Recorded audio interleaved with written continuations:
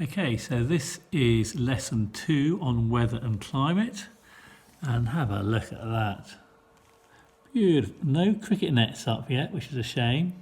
Well, actually the Astra ones are there, so we played in them a bit, but nothing on the grass nets. But as you can see, a glorious day. No aeroplanes at all. Complete lack of transport at the moment. And I'm heading over to my work zone where we can run through the weather. Inspirational, isn't it? Look at that. What a place to be locked down, eh? Anyway, let's get on to the lesson on weather and climate revision. So this is the sort of second section. I'll divide this into two. There's sort of the general weather and climate, and then that is followed by the British Isles weather and climate specific to us. So I'll just run through these answers. Relief rainfall occurs in mountainous areas. East is dry, desert also. Rainforest gets lots of rainfall, but relief is mountains. Convectional rainfall occurs every day in rainforests. Stupid, these answers here, stupid. It does occasionally occur in Britain in the summer. In summer months we get the occasional convectional rainstorm. Hopefully when you come back later this term, there'll be a nice convectional rainstorm. Mind you, not during a cricket match, hopefully. Frontal rainfall occurs when, now be careful here, it's got to be a warm air mass goes over cold, because warm air is lighter, so it rises over cold. What makes it rise, that makes it rain. Two cold air masses just with no difference. Two warm air, again, like that. Likewise. Precipitation is when moisture falls from the sky in any of its forms. So it has to be this answer. There are the 4 types of precipitation there. That has to be that answer. Interception, that is when you do a bad pass in football and someone cuts it out. But in the case of nature, it is when they cut out the rain from hitting the ground. So when it hits the roof or trees before landing, that is interception. Infiltration is when water goes into the soil, which is this one, when water soaks down through the soil into the ground. Condensation occurs, get it the right way around, water to vapour is evaporation. It's the other way around, when vapour goes to liquid. Okay, nice easy page. Onto this one. Altitude is the height of the land, very easy question that one. UK we experience a rain shadow. Now rain shadow where there's a reduction in rainfall, and it's where we have the mountains. I'll just talk quick here. We have the mountains in the west, Lake District, and the weather comes in this direction. All the water falls here over the mountains, and so when the air comes down here, it is dry, and so that is a rain shadow. And the example we use is the Lake District. And then all rains over there, 120 inches a year. And then as you come down here, the water's a lot drier, so we call it a rain shadow. And then you get to Newcastle. They're the examples we tend to use. Oh, I can't write with holding the paper. So it's in the east of England. Aspect is the direction something is facing. That's a really important thing. It's not necessarily facing the sun. If it's got a south-facing aspect, it'll be facing the sun. Side of a hill is the side of a hill. Distance something from the sea. No, that is not. So it is the direction something is facing. Now we can have a nice argument about the answers here. This is quite fun. I love these exercises. Here we see, we assume that north is in that direction, beyond the farmhouse, I suppose, because it doesn't actually have a direction on this, which would influence it. Farm in Devon, south of England. Okay, farmers interested in measuring the weather. Where would you put the Stevenson screen? Well, that should be the last question, because the others give you the answer for it. If you look at question B, in the daytime in the summer, which site would be the warmest?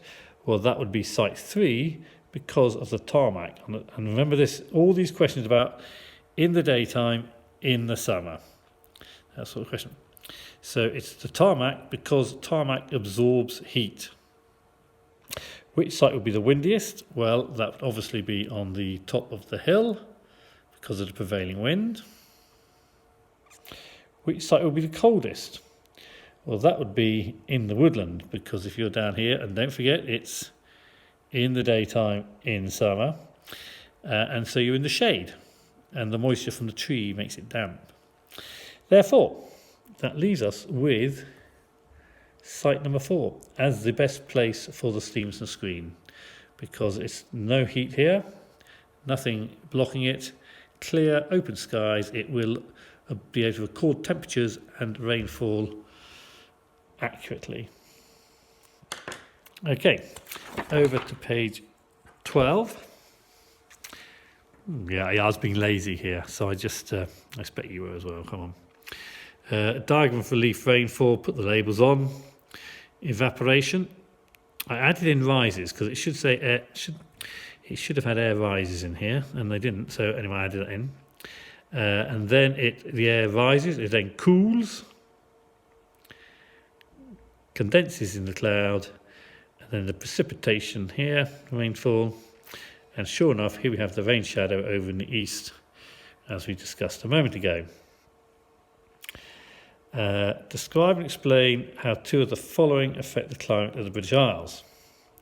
Altitude. I just had to write something. So, the altitude. Most of the hills in Britain are in the west of Britain. Hang on. I've got a map of Britain somewhere, haven't I? Here we are. Here we are. So, most of the highlands, you've got Dartmoor, Exmoor, the Welsh Mountains, Lake District, all of Scotland's Highland, and it's basically in the west. And so when we get to the question about how does altitude affect the climate of the British Isles, well, most of our hills are in the west, and therefore it's wetter in the west. The latitude, well, the more north you go, the cooler it is, as a general rule. That's the general rule. And because we have got a high latitude, Britain is known as a high latitude, we are very rarely that hot. Distance from the sea. Well, the sea has a warming effect in winter. In winter, if you're near to the sea, you get a warming effect from the sea because the land cools quicker. And it has a cooling effect in the summer. You only had to do 2 of those, but I did the lot because I'm keen. Draw a diagram with label diagrams to explain how convectional rainfall occurs. Well, here's my scrappy little diagram. It's not a very detailed one, but sun heats the land first of all. Okay, because of that, it makes the air rise. As it rises, it cools, condenses to form storm clouds normally, and you normally get heavy rain with convectional rainfall. Define the following terms. Now, I've never taught you humidity. It never comes up anyway. But the humidity is the amount of moisture in the air. It's done as a percentage. So if it's like if you're in a really hot climate, muggy, then it's a high moisture content, a high humidity. It's also higher the humidity, the better for swing bowling in cricket. So if it's a bit of a moisture, because the water particles cling to the rough side and makes it swing more. Transpiration. This is when plants absorb water and give off the moisture from the leaves. Prevailing wind is the main wind direction. Surface runoff does what it says on the tin, is when water runs off the surface, water flowing over the surface. What is a microclimate?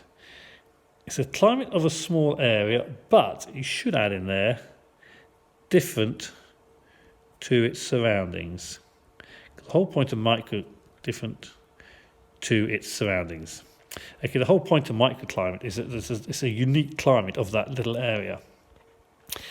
Name 3 factors that affect a microclimate. Well, shelter, if you're shaded, the surface, what the surface is like, and aspect are 3 of the answers. There's other things such as physical features as well. And you've probably spotted that you can't do these questions, that's C and D, as you don't have the Ordnance Survey map from this book. Okay, so I'm going to have a little breather there before we move on to the British Isles questions.